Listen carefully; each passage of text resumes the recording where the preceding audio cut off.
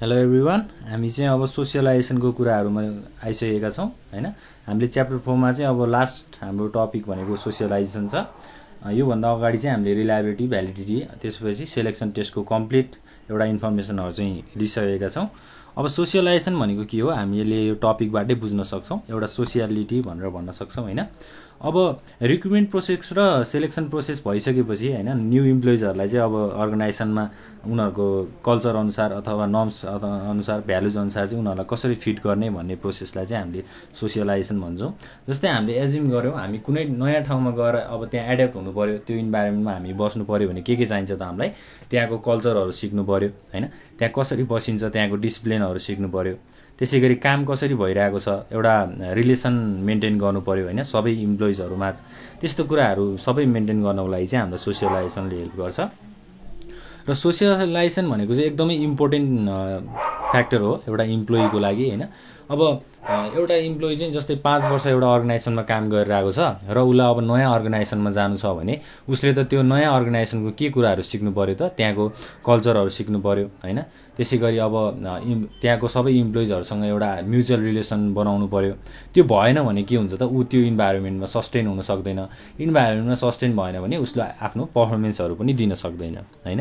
त्यही कुराहरू लिएर हामी अब सोसियलाइजेसनको कुराहरू गर्छौँ। अब के हुन्छ त भन्दा सोसियलाइजेसनलाई चाहिँ हामीले डिफाइन गर्दा एउटा process of mutual adaptation of new employees भनेको नयाँ इम्प्लोइलाई अब अर्गनाइजेसनमा संस्थामा एड्याप्ट हुनको लागि त्यो इन्भाइरोमेन्टमा घुलमिल हुनको लागि चाहिँ एउटा प्रोसेस भनेर डिफाइन गरिन्छ, जसलाई हामीले सोसियलाइजेसन भनेर भन्छौँ हैन। सोसियलाइजेसनले के गर्छ त? यसले चाहिँ अब इम्प्लोइजहरूलाई चाहिँ अर्गनाइजेसनको वर्किङ इन्भाइरोमेन्टसँग, अर्गनाइजेसनको वातावरणसँग चाहिँ के गर्छ त? यसले फिट गराउने काम गर्छ हैन। त्यो अर्गनाइजेसनको इन्भाइरोमेन्ट अनुसार चाहिँ कामहरू गराउनको लागि चाहिँ सोसियलाइजेसनले हेल्प गर्छ हैन। It makes the new employees familiar with organisation policies भनेको अर्गनाइजेसनको रुल्सहरू हैन थाहा पाउनु पर्यो नयाँ इम्प्लोइजले। त्यसै गरी नर्म्स, सुपरभाइजर्सहरूलाई चिन्नु पर्यो हैन। आफ्नो सबअर्डिनेट्सहरूसँग चाहिँ रिलेसन धेरै बढाउनु पर्यो। त्यो कुराहरू सबै हाम्रो सोसियलाइजेसनमा चाहिँ इन्क्लुड हुन्छ। अब सोसियलाइजेसन एकदम इम्पोर्टेन्ट फ्याक्टर हो। यसको धेरै डिफिनेसनहरू पनि हामीलाई लिन सक्छौँ हैन। जस्तै अब सोसियलाइजेसनले हामीले भन्दाखेरि चाहिँ it is a ongoing process of instilling in all employees the prevailing attitudes हैन। एटिट्युड्स, स्ट्यान्डर्ड्स, त्यसै गरी value and patterns of behaviour हैन। आफ्नो बिहेभियरहरू के कस्तो छ त्यो कुराहरू सबैलाई के गर्ने त? एउटा अनगोइङ प्रोसेसमा चाहिँ त्यसलाई इन्सिस्ट गर्ने कामहरू सोसियलाइजेसन हो भनेर भन्न सकिन्छ। र अब यसलाई अर्को डेफिनेसनबाट के पनि भन्न सकिन्छ त? It refers to the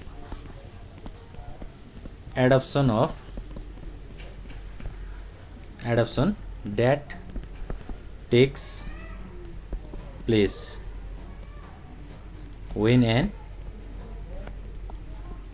individual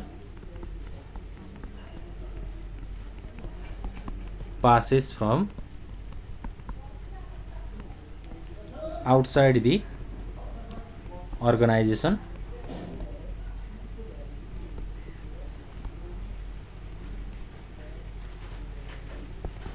to the role of an inside member. के भनेको छ त यसले? It refers to the adoption भनेको त्यो इन्भाइरोमेन्टमा घुलमिल हुनु। That takes place when an individual passes from outside the organisation भनेको अब अर्गनाइजेसनभन्दा बाहिरबाट चाहिँ इन्डिभिजुअल पास भइरहेको छ कुनै पनि व्यक्ति हैन। To the role of an inside member भनेको अर्गनाइजेसनभित्रको मेम्बरहरूको रोलहरू के कस्तो छ त्यो कुराहरू चाहिँ एउटा एडप्सन गर्ने प्रोसेसलाई हामीले सोसियलाइजेसन भनेर भन्न सक्छौँ। अब सोसियलाइजेसनको पनि पर्पोजहरू छ, यसको पनि आफ्नै एउटा अब्जेक्टिभ्सहरू छ, त्यो कुराहरू पनि हामी डिस्कस गरौँ। Purpose of socialisation. अब के हुन सक्छ त सोसियलाइजेसनको पर्पोजहरू हैन? यसले चाहिँ के गर्छ त? Helps to increase employees performance हैन। इम्प्लोइजको पर्फर्मेन्सहरूलाई चाहिँ यसले के गर्न सक्छ त? इन्क्रिज गर्न सक्छ। किनभने यसले त्यो एउटा इन्भाइरोमेन्ट चाहिँ क्रिएट गरिदिन्छ अथवा दिन्छ हैन। त्यसै गरी सेकेन्डमा के हुन्छ त? Helps employees to understand and accept culture, norms, values of the organisation हैन संस्थाको कल्चरहरू नर्म्स र भ्यालुजहरूलाई चाहिँ के गर्छ त यसले एक्सेप्ट गर्ने अथवा अन्डरस्ट्यान्ड गर्ने बुझ्ने काम चाहिँ गर्नलाई हेल्प गर्छ।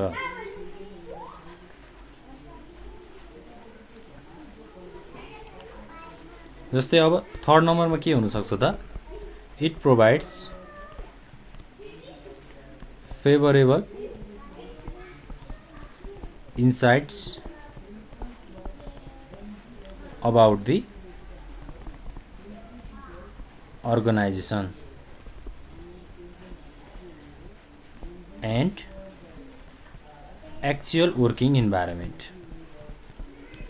एक्चुअल वर्किङ इन्भाइरोमेन्ट भनेको काम गर्ने एउटा एक्चुअल वातावरण हैन काम गर्ने ठाउँको वातावरण भनेर भन्न सक्छौं।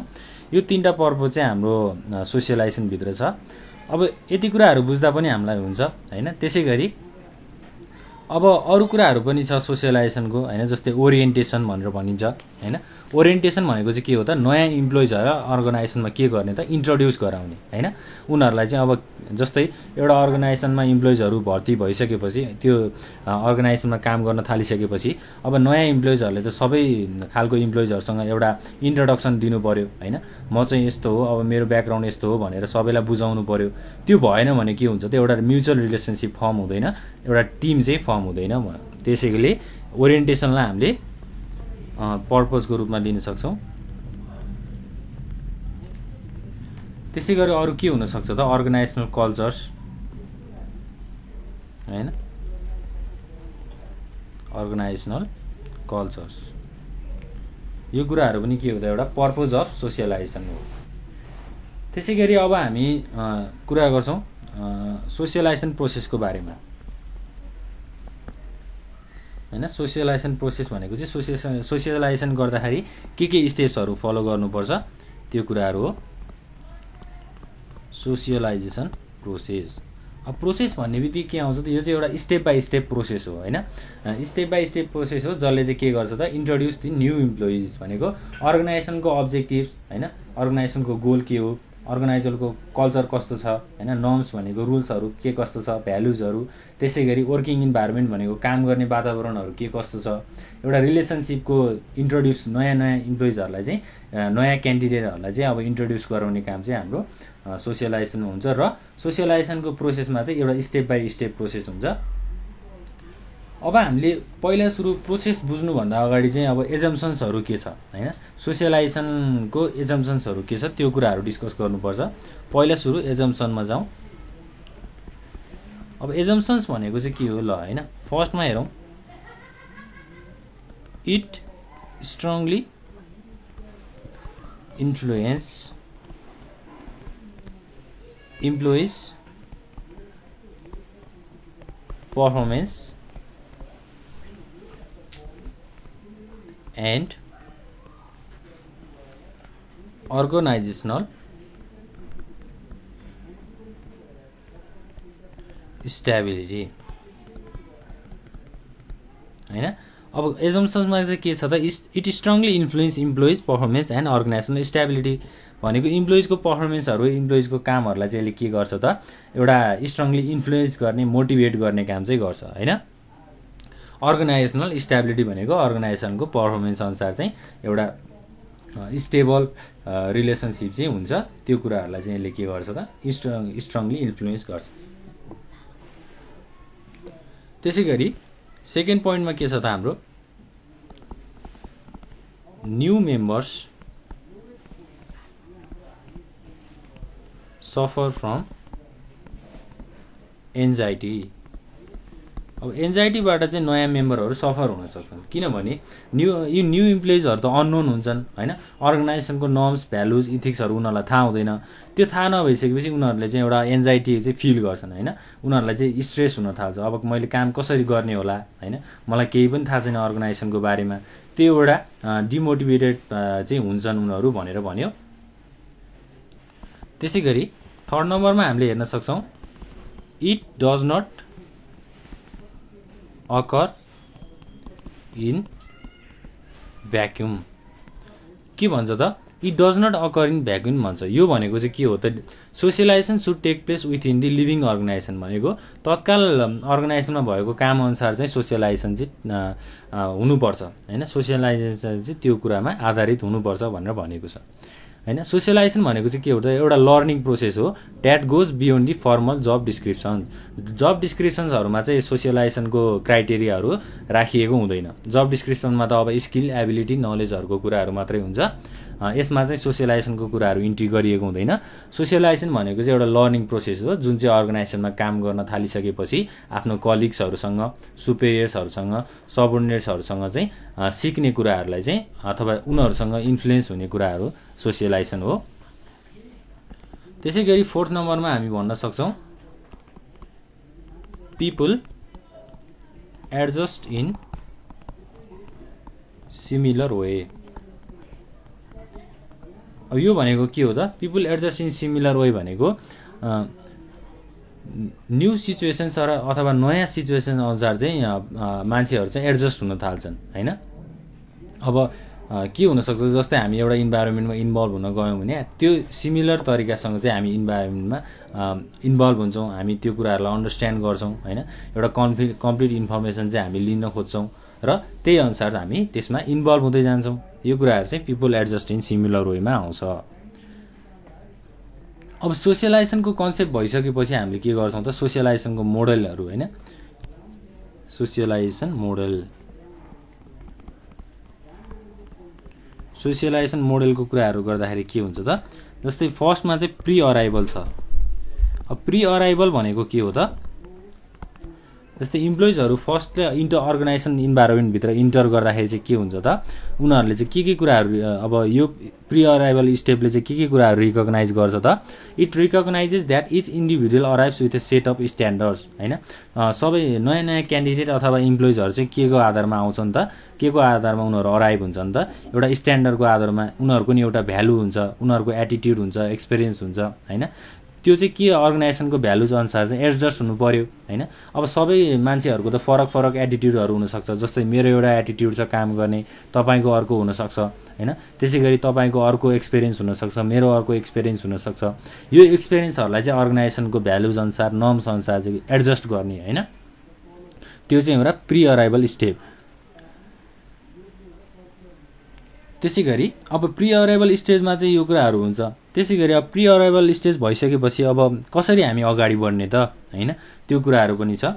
सोर्सहरू छ हाम्रो। सोर्सहरूको माध्यमबाट चाहिँ के गर्न सकिन्छ त? हामीले अर्गनाइजेसनको नर्म्स भ्यालुजलाई बुझ्न सकिन्छ। फर्स्टमा छ education and training. Education and training भनेको चाहिँ के हो त? एउटा सोर्स हो।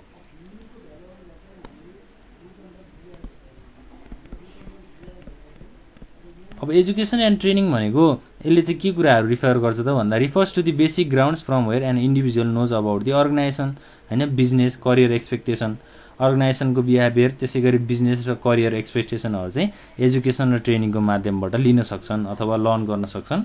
त्यसै गरी बीमा छ प्रायर जब एक्सपिरियन्स। अब इम्प्लोइजहरू चाहिँ के अब हुन्छ त भन्दा employees prior job experience influences values, norms and attitude of employees हैन। इम्प्लोइजको जब एक्सपिरियन्स अनुसार पनि उनीहरूको भ्यालुज र नर्म्स र एटिट्युड्सहरू चाहिँ के हुन्छ त? इन्फ्लुएन्स हुन्छ अथवा मोटिभेट हुन्छ भन्ने कुराहरू हो। त्यसै गरी थर्डमा रिक्रुटमेन्ट एन्ड सेलेक्सन प्रोसेस हैन।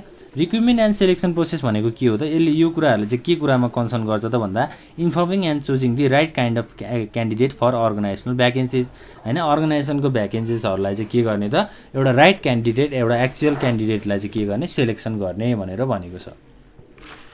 एउटा प्री अराइभल स्टेट भयो। त्यसै गरी अब सेकेन्डमा के छ त? हाम्रो इन्काउन्टर। अब इन्काउन्टर भनेको चाहिँ के हो त? प्री अराइभल स्टेज कम्प्लिट भइसकेपछि इन्काउन्टर पिरियड आउँछ जसमा चाहिँ के हुन्छ त new members confront with organisational values norms and attitudes and compare their prior assumptions भनेको उनीहरूको पर्सेप्सन होइन। अब के हुन सक्ला त, जस्तै म नयाँ अर्गनाइजेसनमा काम गर्न जाँदैछु, त्यो अर्गनाइजेसनमा कस्तो खालको नर्म्सहरू होला, कस्तो खालको भ्यालुजहरू होला होइन, कस्तो खालको पोलिसीहरू होला भनेर एउटा आफूले पर्सेप्सन गर्ने होइन, यस्तो यस्तो हुनसक्छ है भनेर एउटा एजम्सन्स गर्ने प्रोसेसलाई हामीले इन्काउन्टर भन्छौँ। र अब त्यो एक्सपेक्टेसन अनुसार चाहिँ उनीहरूले म्याच गर्छन् होइन, आफ्नो शैलीहरू आफ्नो एटिट्युडहरू चाहिँ त्यो अर्गनाइजेसनसँग मिल्छ कि मिल्दैन भनेर उनीहरूले म्याच गर्छन् होइन। अब if their expectation match the reality socialisation may not be required भनेको अब आफ्नो एटिट्युड चाहिँ त्यो अर्गनाइजेसनसँग मिल्छ भने, मिल्दोजुल्दो छ भने उनीहरूलाई सोसियलाइजेसन खासै लिनु पर्दैन, अथवा socialisation may not be required, सोसियलाइजेसनको कुराहरू उनीहरूलाई नचाहिन सक्छ होइन। त्यो कुराहरू चाहिँ हाम्रो इन्काउन्टरमा आउँछ। त्यसै गरी थर्ड नम्बरमा मेटामोर्फोसिसको कुराहरू छ।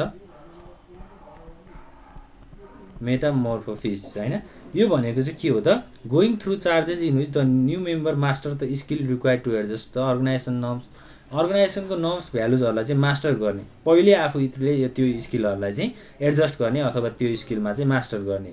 अर्गनाइजेसनको भ्यालुज र नर्म्सहरूलाई बुझिसकेपछि आफू बल्ल काम गर्न जाने। यो भनेको चाहिँ एउटा भोलुन्टरी प्रोसेस हो होइन। मेटामोर्फोसिस भनेको चाहिँ एउटा भोलुन्टरी प्रोसेस हो जसले चाहिँ के गर्छ त, अर्गनाइजेसनको जब इन्भाइरोमेन्टसँग एउटा कम्प्याटिबल हुने अथवा एउटा सरल एउटा वातावरणहरू क्रिएट गर्ने भनेर मेटामोर्फोसिसको रूपमा चाहिँ हामीले भन्न सक्छौँ। इम्प्लोइजहरूले चाहिँ भ्यालुज र नर्म्स एटिट्युड्स यस्तो कुराहरूलाई चाहिँ लर्न गर्छन्, उनीहरूले सिक्छन् होइन। त्यो सिकिसकेपछि उनीहरू काम गर्न जान्छन् अर्गनाइजेसनमा। यो कुराहरू चाहिँ हाम्रो मेटामोर्फोसिसमा आउँछ।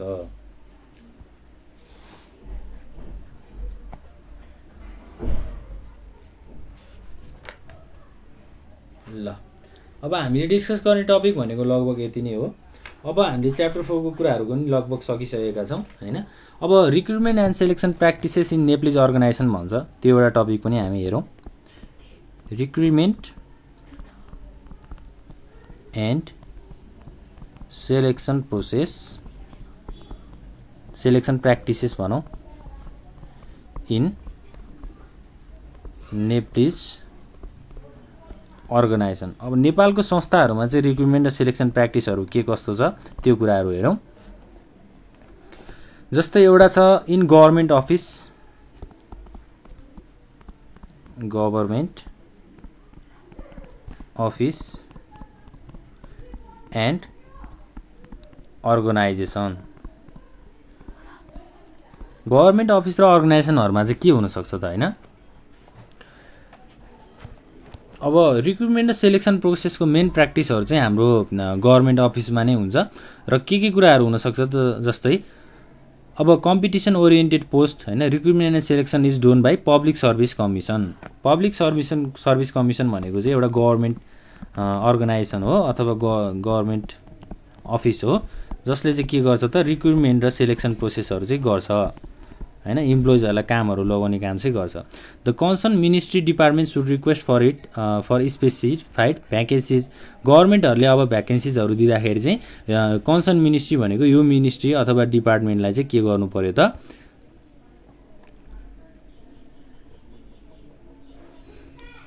कन्सर्न मिनिस्ट्री डिपार्टमेन्टले चाहिँ रिक्वेस्ट गर्नु पर्यो होइन। भ्याकेन्सिजहरू भन्दा पनि मिनिस्ट्री र डिपार्टमेन्टले चाहिँ भ्याकेन्सी छ, स्पेसिफाइड भ्याकेन्सी छ भनेर रिक्वेस्ट गर्नु पर्यो। Quotas have been fixed for the implementation of inclusive from different group of people होइन।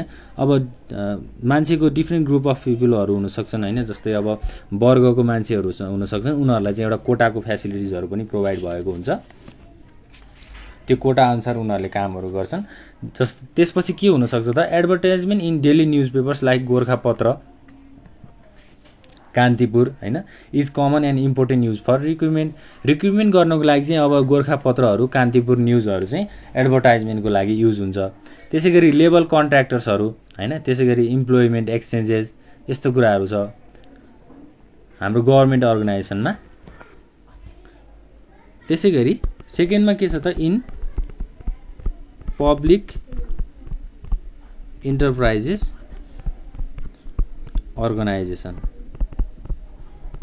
अब पब्लिक इन्टरप्राइज अर्गनाइजेसनहरुमा चाहिँ के हुन्छ त recruitment and selection process is near about practice by public service commission for government employees भनेको recruitment र सिलेक्सन प्रोसेसहरु चाहिँ के छ त हाम्रो पब्लिक सर्भिस कमिसन अनुसार चाहिँ अब रिलेटेड छ अथवा त्यो अनुसार चाहिँ कामहरु हुन्छ भनेर भन्न सकिन्छ हैन each and every public enterprise has their own regulations related with recruitment and selection अब हरेक पब्लिक इन्टरप्राइज अथवा अर्गनाइजेसनहरुसँग आफ्नै एउटा रुल्स रेगुलेसन्सहरु हुन्छ रिक्रुटमेन्ट र सिलेक्सन गर्ने प्रोसेसहरुमा हैन हाम्रो पब्लिक इन्टरप्राइजको कुराहरु पनि यही नै हो त्यसैगरी इन प्राइभेट अर्गनाइजेसन अब प्राइभेट अर्गनाइजेसनहरुमा चाहिँ के हुन्छ त selection of family members relatives neighbours हैन आफ्नो फ्यामिली मेम्बर्स त्यसपछि आफ्नो चिने जानेको रिलेटिभ्स र आफ्नो घर छिमेकको मान्छेहरुलाई चाहिँ अब रिक्रुटमेन्ट र सिलेक्सन गरिन्छ हैन त्यसैगरी अब not use of systematic and formal process of recruitment and selection अब सिस्टमेटिक र फर्मल प्रोसेस चाहिँ हाम्रो प्राइभेट अर्गनाइजेसनहरुमा चाहिँ के हुन्छ त नहुन सक्छ हैन नेप्लिज अर्गनाइजेसनको बारेमा हामीले डिस्कस गरिरहँदाखेरि यो प्र्याक्टिसहरु छ त्यसैगरी hiring and firing policy is commonly use भनेको हायर गर्ने र अब इम्प्लोइजहरुलाई फायर गर्ने हैन कामबाट निकाल्दिने त्यस्तो कुराहरु चाहिँ हाम्रो नेप्लिज अर्गनाइजेसनहरुमा युज भइरहेको छ जेनरली युज भइरहेको छ भनेर भन्न सक्छौं त्यसैगरी lack of human resource planning हैन ह्युमन रिसोर्स प्लानिङहरु चाहिँ अब रिक्रुटमेन्ट र सिलेक्सन गर्दाखेरि छैन प्लानिङ गर्ने बानीहरु छैन भनेर प्राइभेट अर्गनाइजेसनमा हामीले भन्न सक्छौं ल यो कुराहरु चाहिँ हामीले अब नेप्लिज अर्गनाइजेसनको सिचुएसन के कस्तो छ त्यसको बारेमा डिस्कस गर्यौं अब नेक्स्ट क्लासमा हामी च्याप्टर 5 मा जान्छौं च्याप्टर 5 मा चाहिँ हाम्रो टपिक के रहेको छ त ट्रेनिङ एन्ड डेभलपमेन्ट हैन अब ह्युमन रिसोर्सहरुलाई कस्तो खालको ट्रेनिङहरु दिनुपर्छ त्यसैगरी कसरी उनीहरुलाई डेभलप गर्न सकिन्छ भन्ने बारेमा डिस्कस गर्छौं थ्यांक यू